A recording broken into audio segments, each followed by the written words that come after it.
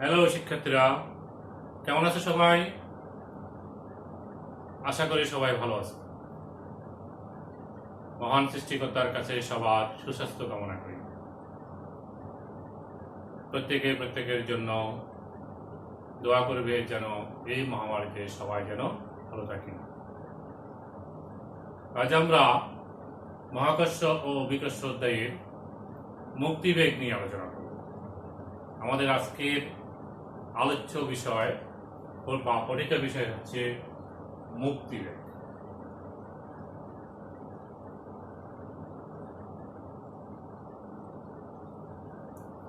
প্রথম আমরা জানতে চাই মুক্তিবেগ কি, এসকেপ ভেলোসিটি বা মুক্তিবেগ। আমাদের দৈনন্দিন প্রাত্যহিক অভিজ্ঞতা থেকে আমরা জানি একটি বস্তুকে যদি সোজা উপরে নিক্ষেপ করি এটি আবার ফিরে আসে। কেন? অভিকর্ষজ বলের কারণে এটি আবার ফিরে আসে। বস্তুটাকে আমি যত বেশি বেগ দিব, অর্থাৎ যার গতিশক্তি যত বেশি দিব, বস্তুটা তত বেশি উপরে উঠবে, এটি আবার পৃথিবীতে ফিরে আসে পৃথিবীর অভিকর্ষজ বলের কারণে। এই ঘটনা চলতে থাকবে যতদূর পর্যন্ত অভিকর্ষ ক্ষেত্র বিদ্যমান ততদূর পর্যন্ত। বস্তুটাকে যদি আমরা এমন গতিশক্তি দিই যে সেটি অভিকর্ষ ক্ষেত্র অতিক্রম করে ফেলল, তাহলে সেটি আর পৃথিবীতে ফিরে আসবে না। তখন বস্তুটাকে আমি যে বেগ দিলাম সেই বেগটাই হচ্ছে মুক্তিবেগ। আমরা সংজ্ঞায়িত করি এইভাবে, মুক্তিবেগ কি? সর্বনিম্ন যে বেগে কোনো বস্তুকে সোজা উপরে বা খাড়া উপরে দিকে নিক্ষেপ করলে সেটি আর পৃথিবীতে ফিরে আসে না, সেই বেগ হচ্ছে মুক্তিবেগ। বুঝা গেছে? এখন আমরা এই মুক্তিবেগ পরিমাপ করার জন্য গাণিতিক রাশিমালা বের করব। মুক্তিবেগের মান পৃথিবীতে একরকম, চাঁদে একরকম, মঙ্গল গ্রহে একরকম, অন্য কোনো গ্রহে আরেক রকম হবে। পৃথিবীর মুক্তিবেগের সমীকরণটি আমরা প্রতিপাদন করব এবং আমরা মান বের করব কত বেগে নিক্ষেপ করলে সেটি পৃথিবীর অভিকর্ষ ক্ষেত্র অতিক্রম করে চলে যাবে। তো আমরা প্রথমেই ধরে নিই যে এম ভরের পৃথিবী, এই হচ্ছে পৃথিবী,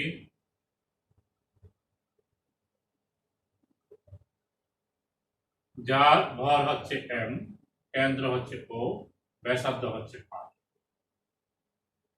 এম ভরের পৃথিবী পৃষ্ঠ হচ্ছে এটা, কেন্দ্র থেকে পৃষ্ঠের দূরত্ব হচ্ছে আর।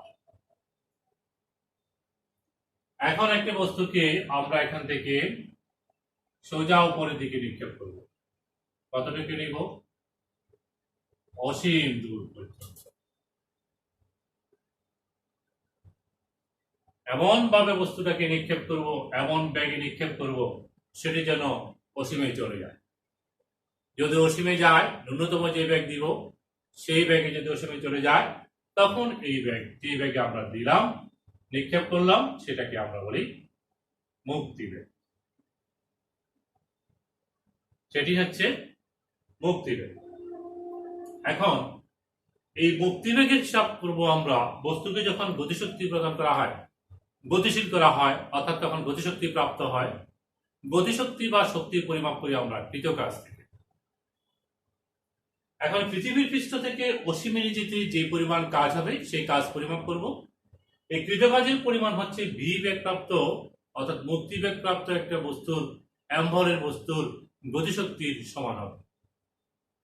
আবার বলছি, পৃষ্ঠ থেকে অসীমে যেতে যে পরিমাণ কাজ হবে এম ভরের বস্তুকে, সেই কৃতকাজের পরিমাণ দ্বারাই আমরা গতিশক্তি পরিমাপ করতে পারবো। কারণ ওটুকু নিতে আমার যে গতিশক্তি দিতে হবে সেটা এবং কৃতকাজ সমান হবে। অর্থাৎ গতিশক্তির পরিমাপটা হচ্ছে কৃতকাজের পরিমাপ। কাজ পরিমাপ করলে আমরা গতিশক্তির পরিমাপও করে ফেলতে পারবো। অর্থাৎ কৃতকাজ এবং গতিশক্তি সমান হবে। তখন ভূপৃষ্ঠ থেকে অসীম দূরত্বে নিয়ে যেতে যে পরিমাণ কাজ হবে, ওইরূপ কাজ সম্পাদিত করলে একটা বস্তু যে গতিশক্তি প্রাপ্ত হয়, ওই গতিশক্তির জন্য বস্তুটি যেই বেগ প্রাপ্ত হয় সেই বেগটাই হচ্ছে মুক্তিবেগ।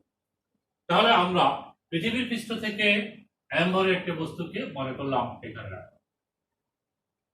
কৃত কাজ হিসাব করতে চাচ্ছি আমরা স্মল m ভরের বস্তু, যার দূরত্ব হচ্ছে পৃথিবীর কেন্দ্র থেকে, যার দূরত্ব হচ্ছে r। এটা হচ্ছে পৃথিবীর কেন্দ্র থেকে m ভরের বস্তু দূরত্ব। এখন এই বস্তুটাকে আমরা ক্ষুদ্র সরণ ঘটাবো, অর্থাৎ এখান থেকে মনে করলাম এখানে নিয়ে যাব। কতটুকু সরণ ঘটাবো? একেবারে ক্ষুদ্র সরণ, dr পরিমাণ সরণ ঘটাবো। এই dr পরিমাণ সরণ ঘটাতে আমার কি পরিমাণ কাজ সম্পাদিত হচ্ছে সেটি বের করব। তারপরে আমরা তাকে ইন্টিগ্রেশন করে পৃষ্ঠ থেকে অসীমে নিতে কত কাজ হবে সেটি পরিমাপ করতে পারব। প্রশ্ন হচ্ছে, কেন আমি ক্ষুদ্র সরণের কথা ভাবতেছি? কেন আমি এখান থেকে এখানে যে কাজের পরিমাণটা হিসাব করতে পারছি না? করা যাবে না, কারণ পৃথিবীর পৃষ্ঠ থেকে অসীম পর্যন্ত আমরা যদি হিসাব করি, এক একটা সময়ে বলের পরিমাণ এক এক রকম। অর্থাৎ এই অবস্থানে পৃথিবী এমন বস্তুকে যে বল আকর্ষণ করবে, এই অবস্থানে ভিন্ন বলে, এখানে ভিন্ন বলে, এখানে ভিন্ন বলে। কারণ অভিকর্ষজ বল বা মহাকর্ষ বল হচ্ছে দূরত্বের বর্গের ব্যস্তমান। তার মানে এইখানে পৃথিবীর অভিকর্ষজ বলের বিরুদ্ধে আমাকে যে এক্সটার্নাল ফোর্স বাহ্যিক বল প্রয়োগ করতে হবে, সেটি ধ্রুব বল হবে না, সেটি হবে পরিবর্তনশীল বল। অর্থাৎ দূরত্বের সাপেক্ষে, সরণের সাপেক্ষে তার মান পরিবর্তন হচ্ছে। এরকম পরিবর্তনশীল বলের ক্ষেত্রে কৃত কাজের পরিমাণ আমরা বের করি সমাকলনের সাহায্যে। ক্ষুদ্রাতি ক্ষুদ্র সরণের জন্য কৃত কাজের মান পরিমাপ করার পরে তাকে আমরা সমাকলন করে টোটাল কাজটা আমরা পেয়ে থাকি। সেই কারণেই আমরা এখানে m ভরের বস্তুটাকে dr সরণ ঘটাচ্ছি। আর dr সরণ ঘটালে আমার এখানে পরিবর্তনশীল বল কাজ করবে না। এখানে এই dr দূরত্বে dr আসলে এত ছোট, আমরা যখন ক্ষুদ্র পরিমাপ করার জন্য d ব্যবহার করি, del হচ্ছে বড় পরিমাপের জন্য, আর ক্ষুদ্র পরিবর্তনের জন্য d ব্যবহার করি। এত ছোট যে কি এই থেকে এই মানটা আমাদের হিসাবে, সেই ক্ষেত্রে এখানে যে বলটা কার্যকর হচ্ছে, এখানেও এর ভিতর একই বল কার্যকর বলে বিবেচনা করতে পারি। অর্থাৎ dr সরণ ঘটাতে আমার বল হচ্ছে ধ্রুব বল। সেই ধ্রুব বলের পরিমাণ আমরা জেনে নিব মহাকর্ষ বল থেকে বা অভিকর্ষজ বল থেকে। তার অ্যাম্বরের পৃথিবী এই স্মল অ্যাম্বরের বস্তুকে যে বলে আকর্ষণ করলো এখানে, সে আকর্ষণ বলের পরিমাণ হচ্ছে F = G m into small m divided by r square। এই পরিমাণ বল প্রযুক্ত হচ্ছে, পৃথিবী তাকে তার দিকে আকর্ষণ করতেছে। কাকে?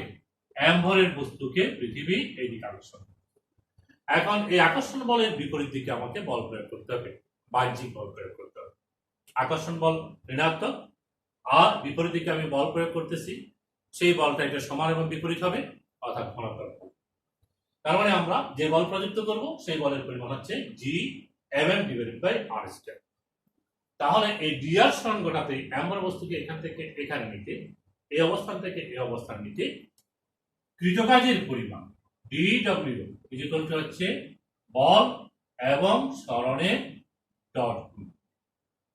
সরণ হচ্ছে এদিকে, প্রযুক্ত বল এদিকে, সুতরাং তাদের মধ্যবর্তী কোণ f dr cos থিটা যদি আমরা ডট গুণের সংখ্যা থেকে বলি, তাহলে এই ক্ষেত্রে থিটার মান হবে 0 degree. f b = f cos theta, তাহলে f dr = f dr cos theta, অর্থাৎ f dr cos 0 ডিগ্রি। কারণ এক্সটার্নাল ফোর্স এবং সরণ, বল এবং সরণের দিক দুটোই একই, সেই জন্য এটা 0 ডিগ্রি হবে। তাহলে আমরা পেলাম f dr। এখন এই মানটা আমরা এখানে বসাচ্ছি, যে বলটা আমরা প্রয়োগ করতেছি, G M small m divided by r square into dr। তাহলে আমরা এই dr সরণ ঘটাতে বস্তুটাকে m ভরের বস্তু এখান থেকে এখানে নিতে কত কাজ হলো, সেই কাজের পরিমাণটা আমরা পেয়ে গেলাম। স্বীকৃত কাজের পরিমাণ হচ্ছে কত? dw হচ্ছে G mm divided by r square into dr। তাহলে এই ক্ষুদ্রতে ক্ষুদ্র সরণের জন্য কৃতকাজের পরিমাণ কত হলো মহাকর্ষীয় ক্ষেত্রে বা অভিকর্ষীয় ক্ষেত্রে, সেটি আমরা পরিমাপ করে ফেললাম। এখন এটাকে ইন্টিগ্রেশন করলেই আমরা মোট কাজটা পেয়ে যাব।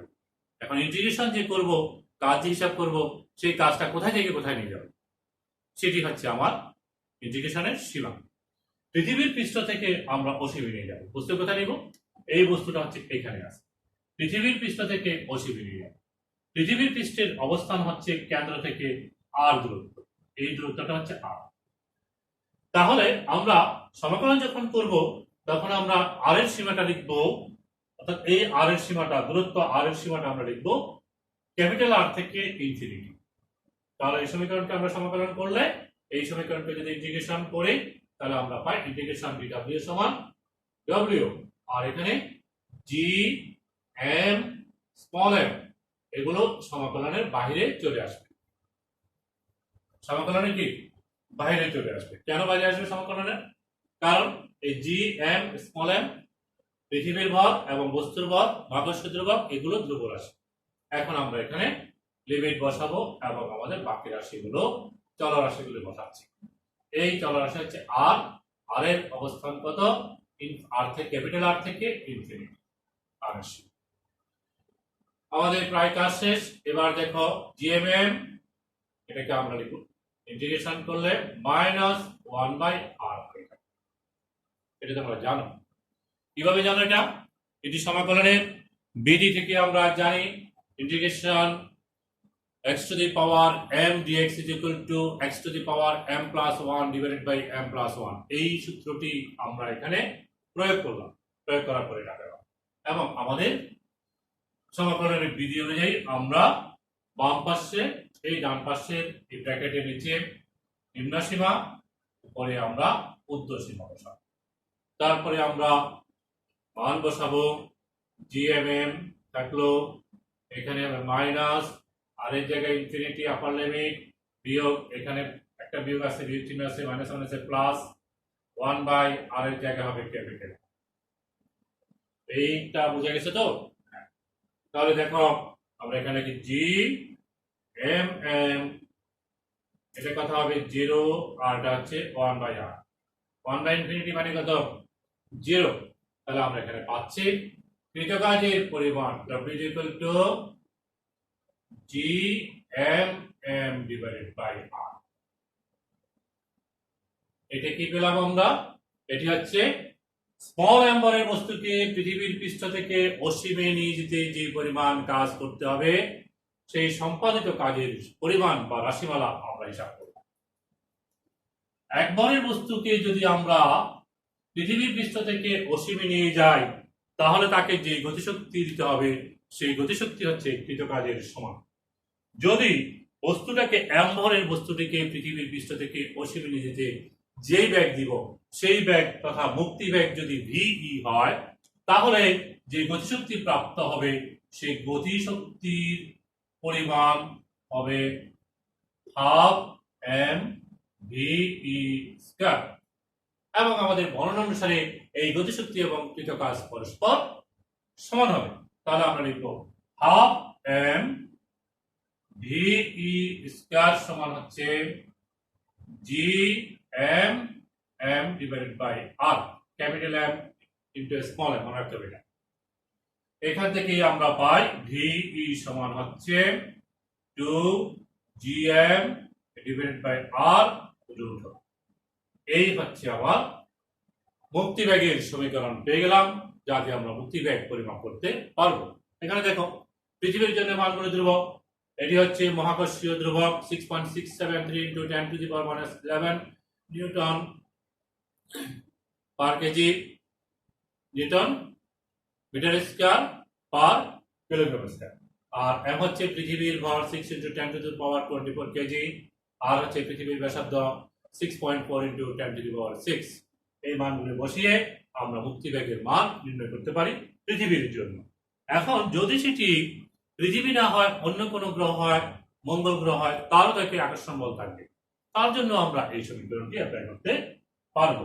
অর্থাৎ ওই গ্রহের ভর এবং তার ব্যাসার্ধ জানা থাকলে এটি প্রয়োগের মাধ্যমে মুক্তিবেগের মান নির্ণয় করতে পারবো আমরা। এখন আসো এই সমীকরণটাকে আমরা আরেকটু সিম্পলিফাই করতে পারি।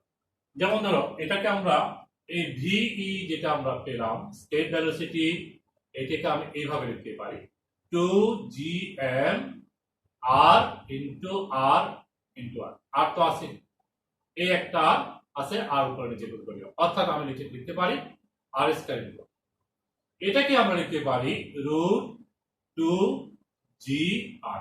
খেয়াল করো, এটা কি লেখা যায়? লিখে যায়, কারণ আমরা জানি অভিকর্ষজ ত্বরণ, পৃথিবীর পৃষ্ঠের অভিকর্ষজ ত্বরণ হচ্ছে gm divided by R square. তাহলে পৃথিবীর পৃষ্ঠের অভিকর্ষজ ত্বরণের সাথে সম্পর্কিত করে আমরা মুক্তিবেগের একটি সমীকরণ পেলাম। আমরা এটাও ইউজ করতে পারি মুক্তিবেগ পরিমাপ করার জন্য, এটা যেমন পরিমাপ করতে পারি আমরা, এই সমীকরণটিও আমরা ব্যবহার করতে পারি। এখন আসো, এই পৃথিবীর জন্য আমরা যেহেতু অভিকর্ষজ ত্বরণ জানা আছে, পৃথিবীর ব্যাসার্ধ জানা আছে, এই মানগুলো আমরা এখানে বসিয়ে দিতে পারি। তাহলে আমরা এখানে পাই 2 into 9.8 into 6.4 into 10 to the power 6। আমি কি করলাম, এখানে পৃথিবীর পৃষ্ঠের অভিকর্ষজ ত্বরণ এবং পৃথিবীর ব্যাসার্ধ আর এর মান বসাবো। তাহলে আমরা এখানে পাবো, ক্যালকুলেট করলে তোমরা পাবা 11,200 মিটার পার সেকেন্ড, অর্থাৎ এটাকে আমরা 11.2 কিলোমিটার পার সেকেন্ড বলতে পারি। তাহলে আমরা কি পরিমাপ করে ফেললাম? এখন আমরা যেটা করলাম সেটি হচ্ছে পৃথিবীর মুক্তিবেগের পরিমাণ কত সেটি বের করলাম, অর্থাৎ ভূপৃষ্ঠ থেকে কোনো বস্তুকে 11.2 কিলোমিটার পার সেকেন্ড বেগে যদি নিক্ষেপ করি, তাহলে সেটি আর পৃথিবীতে ফিরে আসবে না, সর্বনিম্ন এই বেগে নিক্ষেপ করতে হবে। এর থেকে যদি কম যদি আমরা দিই, তাহলে সেটি আবার পৃথিবীতে ফিরে আসবে। এর থেকে যদি বেশি বেগে দিই, যেমন 11 না দিয়ে যদি আমি 13, 14, 15 কিলোমিটার পার সেকেন্ড দিই, তাহলে তো সেটি আর পৃথিবীতে আসবে না। তবে মুক্তিবেগ হচ্ছে সর্বনিম্ন যেই বেগে কোনো বস্তুকে নিক্ষেপ করলে সেটি পৃথিবীতে আর ফিরে আসে না, সেটি হচ্ছে মুক্তিবেগ। সুতরাং আমাদের এই সর্বনিম্ন বেগের জন্যই আমরা এখানে অসীমে নেওয়ার জন্য কত কাজ সেটি হিসাব করলাম, সেখান থেকে আমরা এই মুক্তিবেগের সমীকরণটি প্রতিপাদন করলাম এবং আমরা ক্যালকুলেট করে দেখালাম যে মুক্তিবেগের মান পৃথিবীর ক্ষেত্রে কত। তাহলে আমরা আজকে কি করলাম? আজকে আমরা যেটি প্রতিপাদন করলাম সেটি হচ্ছে কি মুক্তিবেগের রাশিমালা প্রতিপাদন করলাম। খেয়াল করো, এই তিনটা সমীকরণ আমার খুব গুরুত্বপূর্ণ সমীকরণ আমরা এখানে আলোচনা রাখছি। দেখো, এটি হচ্ছে কি মনে রাখতে হবে, আলাদাভাবে মনে রাখতে হবে, এটি তোমরা অবশ্যই আলাদাভাবে মনে রাখবা। পৃথিবীর পৃষ্ঠ থেকে কোনো বস্তুকে অসীমে নিয়ে যেতে কত কাজ হবে, সেই কৃত কাজের পরিমাণ। তারপরে আমরা বের করলাম মুক্তিবেগের সমীকরণ, এটিও মুক্তিবেগের সমীকরণ, এটির সমীকরণ যে কোনো একটি আমরা ব্যবহার করতে পারি মুক্তিবেগ পরিমাপ করার সময়। এখন তাহলে এই দুটো সমীকরণ মুক্তিবেগের জন্য 1 এবং 2 নং সমীকরণ একটু পর্যবেক্ষণ করে দেখো তো সেখানে কোন জিনিসের অনুপস্থিতি আছে। আমরা এম ভরের বস্তুকে পৃথিবীর পৃষ্ঠ থেকে উপরের দিকে নিক্ষেপ করতেছি মুক্তিবেগ, সেই মুক্তিবেগ ভির সাথে কি স্মল এম এর কোনো সম্পর্ক আমরা দেখতে পাচ্ছি না, আমরা দেখতে পাচ্ছি না স্মল এম এই সমীকরণে আছে কিংবা এই সমীকরণে আছে, কোন সমীকরণে নেই। তার মানে মুক্তিবেগ বস্তুর ভরের উপর নির্ভর করে না। বস্তুর ভর কম হোক আর বেশি হোক, বস্তুকে এই বেগেই তোমাকে কত, এই সমীকরণ দ্বারা নির্ধারিত, অর্থাৎ পৃথিবীর জন্য হচ্ছে 11.2 কিলোমিটার পার সেকেন্ড বেগেই তোমাকে নিক্ষেপ করতে হবে। এটি বড় ভরের, বেশি ভরের বস্তু হোক আর ক্ষুদ্র ভরের বস্তু হোক না কেন, এই বেগেই নিক্ষেপ করতে হবে। অর্থাৎ এই সমীকরণ সেটি নির্দেশ করে যে বস্তুর ভরের উপর মুক্তিবেগ নির্ভর করে না। এই মুক্তিবেগের পরিমাণটা আমরা যখন রকেট উৎক্ষেপণ করি সেটি আমাদের জানতে হয়।